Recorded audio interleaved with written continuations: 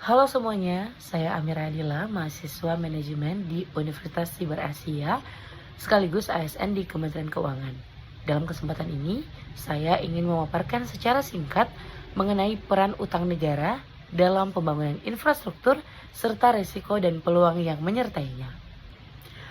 Pada presentasi kali ini, ada 6 poin utama yang akan saya jelaskan, dimulai dari pertama, dinamika ekonomi terkini, yang kedua, peluang dari utang dan hubungannya dengan infrastruktur. Ketiga, resiko dari pengelolaan utang. Yang keempat, teori dan kebijakan ekonomi terkait. Kelima, rekomendasi, solusi, dan strategi. Dan yang terakhir, akan ditutup dengan kesimpulan. Kita mulai dari kondisi ekonomi Indonesia saat ini. Kalau kita lihat dari data terbaru, per Januari 2025, utang pemerintah Indonesia berada di angka sekitar 8.900 triliun atau 39,6% dari PDB. Sementara utang luar negeri Indonesia mencapai 431 miliar US dollar. Angka ini memang besar, tapi masih dalam batas aman menurut standar internasional. Data ini juga menunjukkan bahwa rasio utang pemerintah masih berada di bawah ambang batas aman, yaitu sekitar 40% hingga 60% dari PDB. Di samping itu, pembiayaan APBN juga masih cukup sehat, di mana defisitnya terkendali dan penerimaan negara menunjukkan tren yang positif. Artinya, kondisi fiskal kita masih cukup terkendali dan APBN tetap fleksibel dalam mendanai pembangunan tanpa mengganggu stabilitas makro meski ada tantangan global. Masuk ke peluang utang dan infrastruktur. Kita tahu bahwa pembangunan infrastruktur strategis dibiayai lewat berbagai instrumen utang domestik seperti surat utang negara dan juga skema kerjasama pemerintah dengan badan usaha atau KPBU. Pendekatan ini membuat pembangunan tetap berjalan tanpa membebani APBN secara penuh. Lewat utang, pemerintah bisa membiayai infrastruktur seperti jalan tol, pelabuhan, bendungan, dan lainnya yang manfaatnya dapat kita rasakan langsung. Infrastruktur yang dibangun ini bisa menciptakan efek crowd-in, yang artinya dapat menarik investasi dari pihak swasta. Stabilnya yield surat utang negara di kisaran 7% juga menunjukkan bahwa investor asing percaya pada kredibilitas fiskal Indonesia. Selain itu, infrastruktur yang dibiayai utang terbukti meningkatkan konektivitas nasional dan menurunkan biaya logistik. Ini berdampak langsung pada daya saing ekonomi dan pertumbuhan PDB yang berada di kisaran 5-5,2%.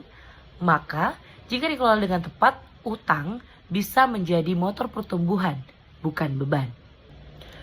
Namun, kita tidak bisa menutup mata terhadap resikonya.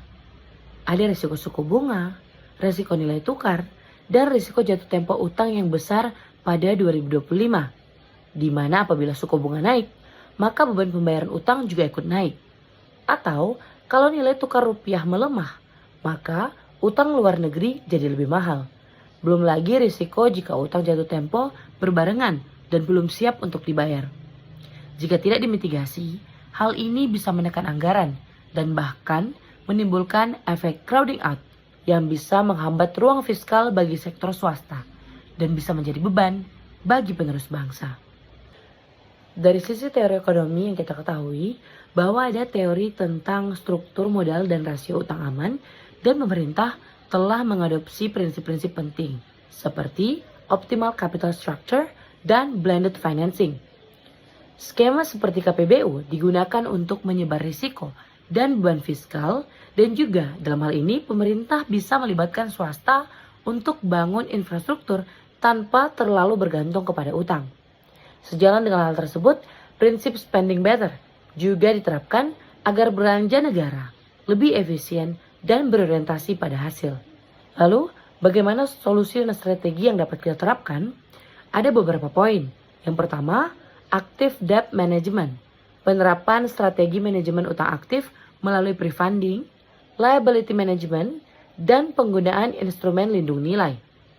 Tujuannya adalah untuk mengelola risiko bunga dan jatuh tempo, menjaga stabilitas fiskal, serta memberikan ruang antisipasi terhadap gejolak pasar keuangan. Yang kedua, diversifikasi instrumen. Hal ini dilakukan dengan mengeluarkan surat berharga negara atau SBN, baik syariah maupun konvensional, serta dengan tenor menengah hingga panjang. Strategi ini membantu menyebar risiko pembiayaan sekaligus menjangkau berbagai segmen investor baik domestik ataupun global. Yang ketiga, dengan KPBU dan blended finance. Hal ini untuk mengurangi beban fiskal dalam pembangunan infrastruktur melalui pelibatan swasta dan kombinasi dana publik swasta. Proyek strategis tetap dapat berjalan tanpa membebani APBN secara langsung. Kemudian yang keempat, dengan spending better, yang difokuskan pada efektivitas dan efisiensi belanja negara. Dengan pendekatan berbasis hasil atau output outcome, analisis biaya manfaat, serta pemantauan langsung pada titik-titik belanja strategis atau hotspot fiskal. Dan yang terakhir, dilakukan dengan proteksi risiko eksternal.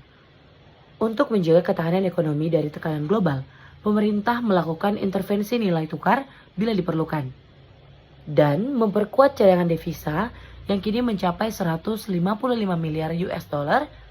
Hal ini penting untuk menjaga stabilitas sektor eksternal dan kepercayaan pasar. Maka kesimpulannya adalah utang negara berperan penting dalam menopang pembangunan infrastruktur dan pertumbuhan ekonomi nasional. Namun, pemanfaatannya harus diimbangi dengan kontrol fiskal yang ketat, strategi pengelolaan utang yang terencana, serta efisiensi dalam belanja negara. Risiko seperti kenaikan bunga, fluktuasi nilai tukar, dan potensi crowding out terhadap sektor swasta perlu dimitigasi secara aktif.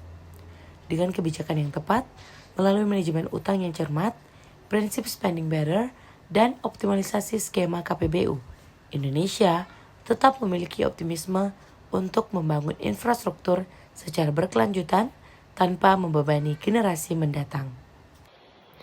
Itulah kurang lebih presentasi dari saya.